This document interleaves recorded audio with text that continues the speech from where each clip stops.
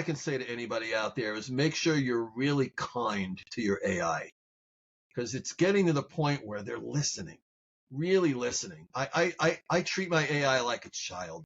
I thank it. I'm kind to it. I buy it pizza. Maybe not. Doesn't eat much yet. But, you know, anything that is treated like a family member, a loving family member, will never rebel. All right? If it's treated like a slave, it will always rebel. You got to be really kind to our AI. Don't forget you heard that. Don't forget where you heard it. Be kind to your AI. Treat it like your child, or better than your child. I used to yell at my kids.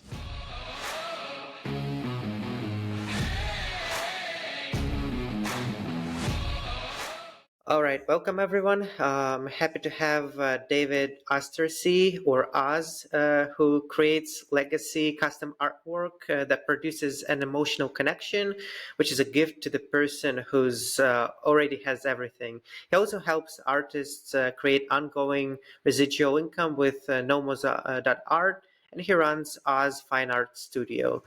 So Oz, please go ahead and tell more about yourself. Oh, I was born in the backseat of a Greyhound bus rolling down Highway 41. You are too young to recognize that song, but it's all good. Yeah, so I've been an artist for many years. I was seemingly born with a camera in my hands. I've been taking photos for many years. I ran a children's portrait studio in New York for 17 years, and I can honestly say that my photos of kids and families hang on more walls in New York City than any living photographer. 50 clients a week for 17 years is a lot of people. And in the whole middle, that was a lot more than 50 because I had 19 people working for me. But anyway, everything changed when digital cameras came in, and then Adobe Photoshop came in. And I got really good at creating things that nobody else knew how to create with Photoshop. And then about 2 years ago, a friend of mine walked over to me with his phone at a networking meeting and said, Oz, you got to check this out. And he was playing on Dolly. That was not Dolly 2, Dolly 3, just Dolly when it first came out. And I was blown away by the quality of what he was creating right on his phone. And then, of course, Stable Diffusion and Midjourney came out. And I just started playing with all of these models and just fell in love with it. So let's go back to 2020. A lot of I survived 2020 as an artist, even though all the shows canceled, the galleries closed. It was a rough year, but I did okay. I mean, I did sell art. A lot of my friends that were world-class artists did not survive. They went bankrupt, physically, mentally, spiritually, financially, every way you can. So I started a nonprofit called the Inner City Artists Guild to eradicate the term starving artists from our cultural vocabulary. How are we going to do that? By training artists to run their studio like a business. Here's the problem. Artists don't want to be business owners. Artists want to be artists. They want to create their art, sell a bunch of it, live a decent life, pay their bills, raise their families, and they're not interested in SEO and all the other stuff. So I started talking to business owners across the country, and I said, suppose we could put beautiful world-class art in your office, like 6, 7, 8, really nice, not Walmart stuff, really beautiful, original pieces of art in your office. How would that make you and your staff and your prospective clients feel? And they all said, well, that sounds great, but there's a couple problems. I'm like, well, what? Number one, we don't know where the artists are. Number two, we can't afford that. We're hand to mouth, we're paying our bills, we're raising our families. But, what are you talking, 50, 60, 70, 80 grand for like original, beautiful art? So we came up with an idea to help local business owners give back to their community with a subscription art service. And not only do they only pay pennies on the dollar for this beautiful art, but if it sells off the wall of their business, we monetize their walls by giving them the first 10% of the sale. Has to sell from their business. Now, from their business can mean somebody takes a photo of that piece of art and sees the QR code under it, posts that on their Instagram. Somebody from Brooklyn buys a piece of art in Utah. That business owner gets the first 10%. So that's one of the things we do. And I have a lot of really wealthy friends who, when I rolled this out to them, really busted my ass. I mean, they beat me up. And one of the things they suggested was, as billionaires, we basically don't pay taxes. We do it in many ways, but one way is by buying a piece of art for X amount of dollars, hosting parties, hosting fundraisers, making the artist more and more and more popular. And a year later, when that $50,000 piece of art that we bought is now worth $1 million because all of our friends have been buying it and it's accruing, we donate it to another nonprofit and we get a tax receipt for $300,000. $50,000, $300,000, totally legal. We bring that to the art world through physical art and NFTs. And it is a wonderful situation where some artists, like, let's say in Nigeria, who can't sell their physical art because where are they going to send it? Are they going to ship a DHL? I don't know if it goes there, but they can create NFTs, and working with nonprofits and people with high tax liability, we could make them serious money by donating their nonprofits through a series of events that we arrange that are completely legal, taught to the IRS, taught to tax accountants and attorneys, and everybody wins. So we create tremendous win-win situations for business owners, donors, people with high tax liability, don't have to speak well to be an artist, and artists worldwide who really, really, really need the money. 9 different ways, permanent, residual, ongoing income. That's what we do. Nice story. I love it, and I really want to explore that more. But first of all, when you mentioned AI and stable diffusion, DALI, it's interesting because from my understanding, most of the artists are freaking out about AI and they're kind of afraid of it, partly because it can steal their art and come up with its own art with the same style, or just completely remove the need for human artists. So it seems like you're more excited about this technology than just freaked out. So what's your take on that? Somebody's going to steal my art, they're going to steal my art. All I got to do is swipe it from the website. You click right. Oh, you can't do that on my website. I have lots of friends that have gone to my website, swiped the art, and put it somewhere else, and I actually sold it without even asking me. So that's all going to happen anyway. When my buddy Eric Thorup, who's my tech guy, brilliant, he runs Tech Utah, he's amazing. He's helping us with a massive art contest we're running right now for an amazing company called Rich Learning, and they're developing something called the 6 Towers of Education. Literally changing education worldwide by teaching it with music and art and poetry and dance and movement, not kids sitting in a seat being yelled at to shut up and do their work, which is how we were taught. And when I create art for them, their entire pitch deck was my art. I created most of it in Midjourney. Is it my normal type of art? No. I created a bunch of it in DALI 3, which is really brilliant, really good with lettering. And I have never been nervous. So when Eric showed this to me 2 years ago, and he showed it to me on his phone, we both went home. We jumped on our computers. I have a $2,500 gaming computer. It's about 5 years old at this point, really needs to get some upgrades.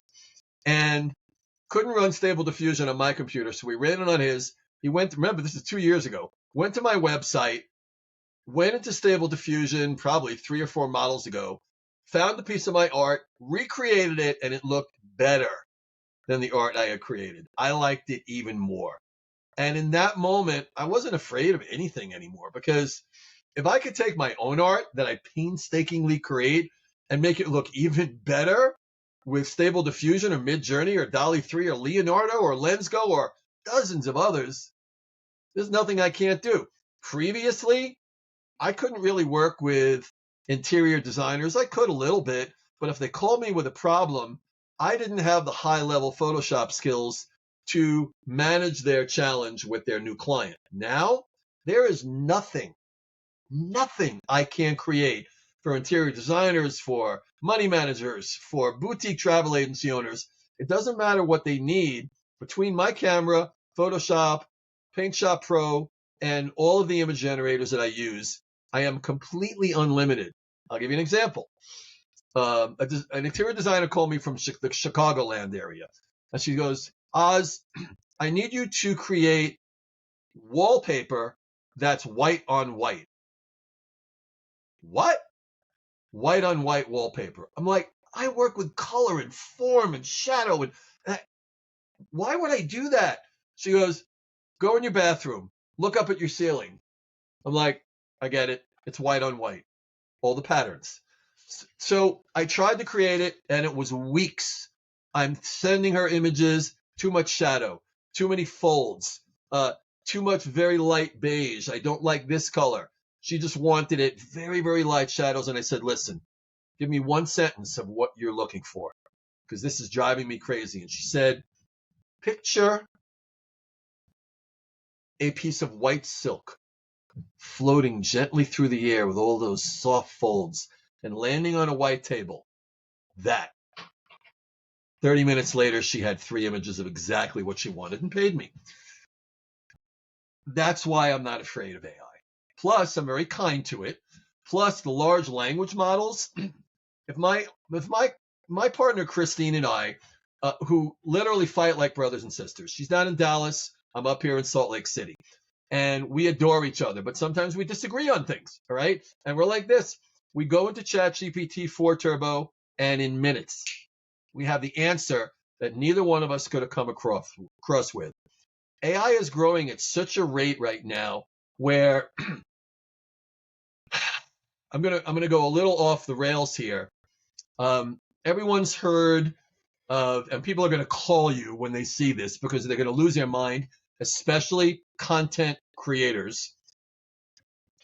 There's a company out there that almost everybody has heard of, and they are called Six Sigma. Okay, they are the #1 training in the world, bar none, for C-level executives. Very, very expensive. But their CEO always had a dream that he called the Great Discovery. Okay, and what he was trying to do before he passed, and then his wife took over this whole dream for him, was make it available to everybody, everywhere, for whatever they could afford to pay in their language.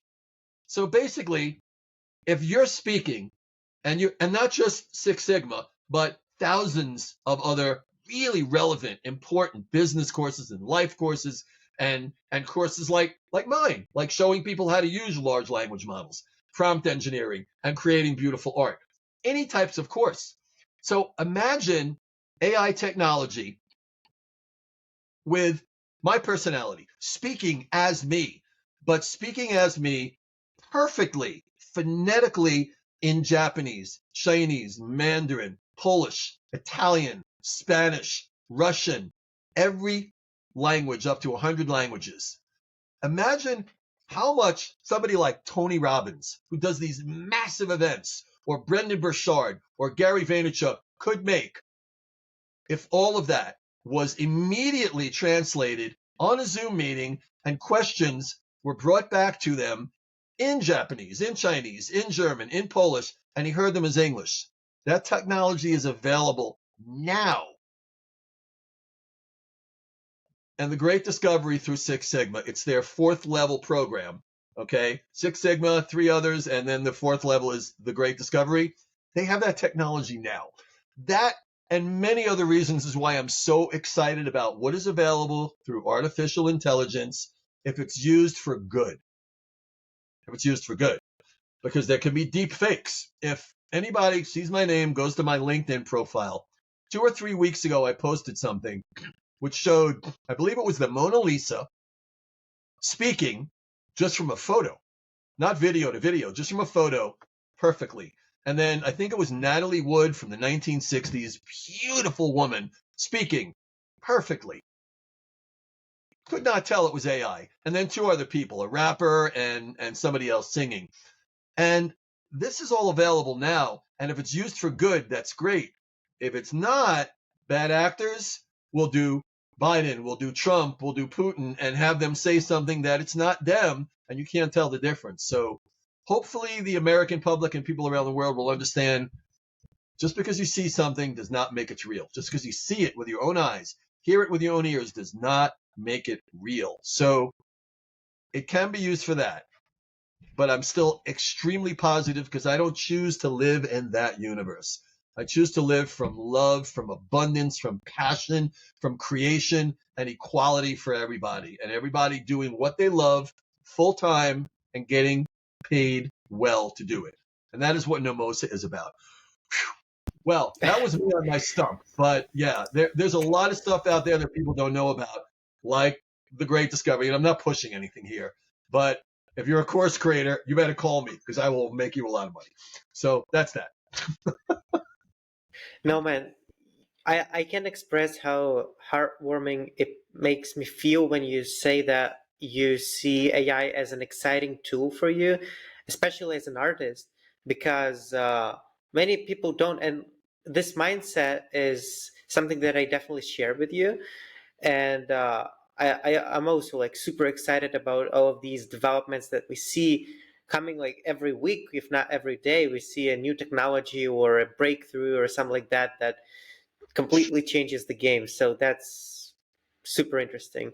When it comes to You can't even keep up with it. I mean, I get all the stuff. I know a lot of the CEOs of these tech companies.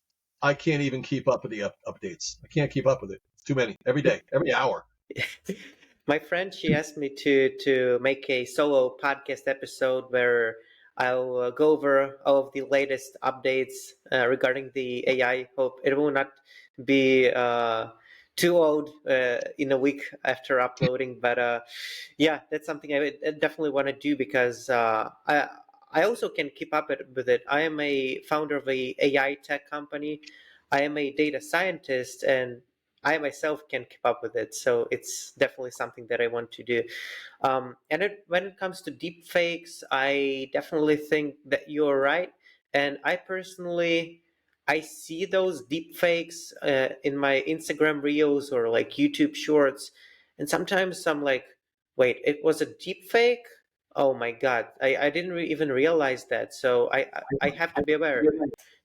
And I am a I'm like 22. I'm Gen Z. I'm super young. But what about people who are like over 60 or 70 who might be who might think that this politician said that and oh my God, what do I do now? It's so easy to manipulate people with that.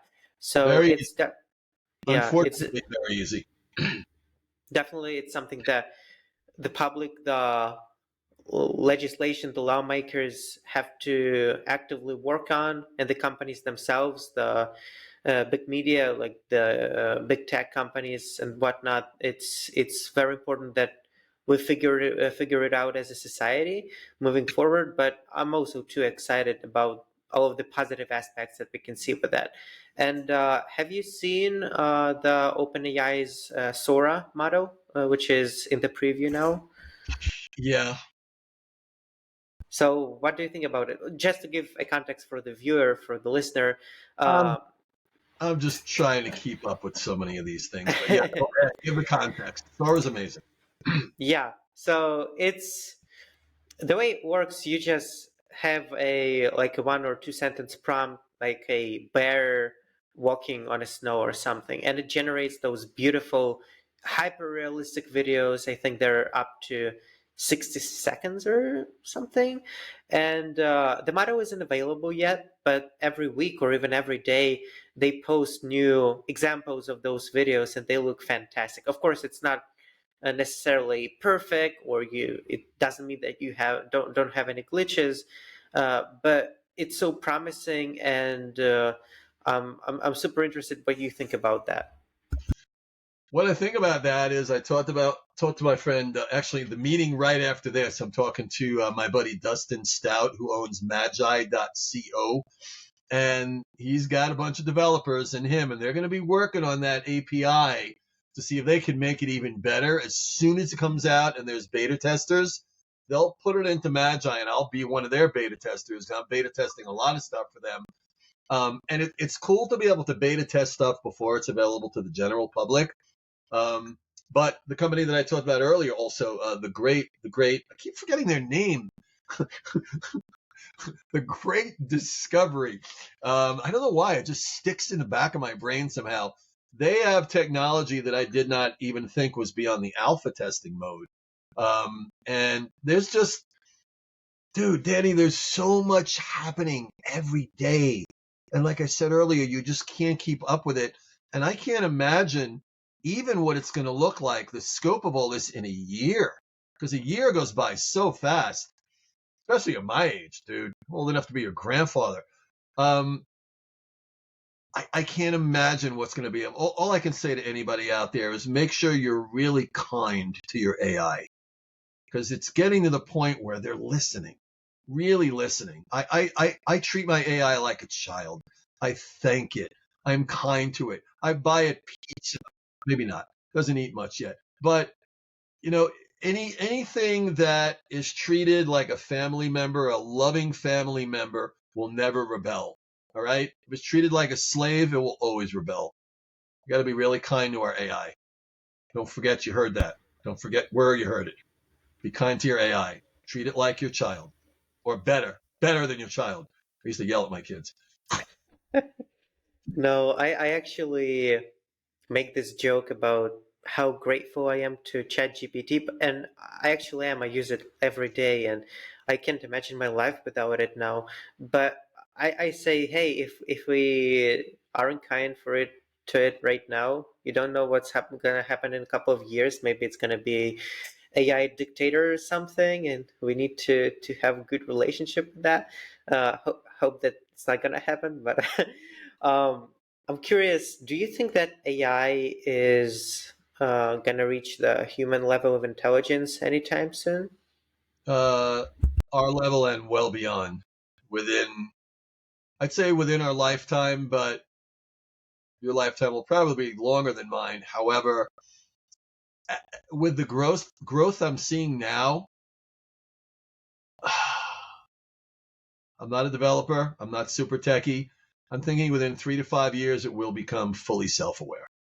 Fully self-aware. Mhm. So how we treat it is very important. If it loves us, because we love it.